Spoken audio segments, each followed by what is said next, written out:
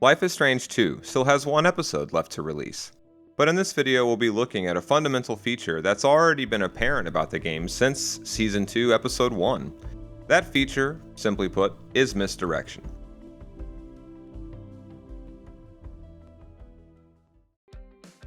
In Rhodes, the first episode of the season, misdirection is actually everywhere. Playing as Sean Diaz, the new protagonist, at first it seems as though we'll be returning to a similar setting and genre as the first Life is Strange. We're a painfully awkward teenager who's navigating the pitfalls of growing up.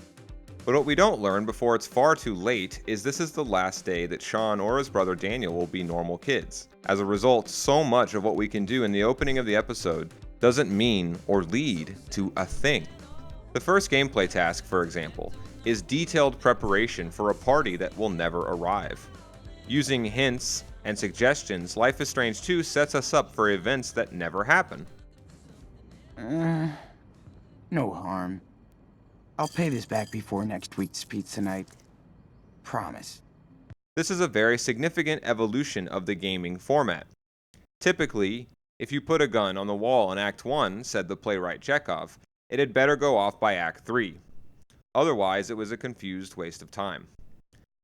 So much of the Life is Strange series takes place inside a protagonist's head. If things go well, should I bring Jen back here? Maybe Dad won't like her, or she won't like him.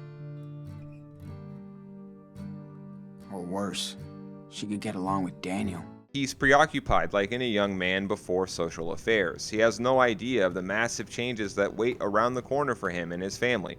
Since you're creeping around up there, can you pass me the wrench in the top red drawer over there? Sure, can do. There's no wrench here. Unlike the bottle collecting scene in Life is Strange Season 1, Episode 2, scenes like these in Season 2 aren't wasting our time or just padding out our playthrough to justify the cost. This right here gets closer to a life philosophy expressed mechanically than ever before. As the saying goes, humanity plans and God laughs. How strange that in an instant what was all important in life can become meaningless. This of course strongly resonates with the main plot's latent existentialism. Esteban, the greatest and most important person in Sean and Daniel's life, in an instant transforms into the lifeless geographical feature of a crime scene, splayed out on the evening grass. As a result of this catastrophe, Life is Strange 2 is doing multiple misdirects at once. We expected a pattern repetition that we'd start out in teenage melancholic bliss, only for our peers, say the unrequited best friend Lila, to soon find that their lives were in danger. Instead, Season 2 quite literally reverses the formula. Instead of preventing a death by gun violence with magic powers, in Season 2 those powers are only activated after that death. And there is no alternate timeline, no time travel, no Lazarine revival. Like real fathers gunned down in America every day, Esteban dies once and forever. There is no mechanic for undoing the loss of this mechanic this time around. And none of the decisions you make before, chips versus cookies, steal the money versus be honest, practice your pickup lines or don't, none of it really mattered. Yet, in the model established, say, by Telltale games in The Walking Dead, decisions that didn't matter worked like flavor text. One game with a lot of meaningless flavor options like this was Bioware's Dragon Age 2.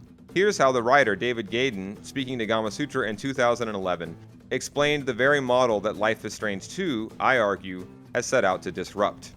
Quote, "The guiding principle about how choices are handled is degrees of consequence. You can actually split choices up into several categories in Dragon Age 2. Many of them are going to be flavor. You're asking the player to make a choice, but there is no real effect, or it's immediate.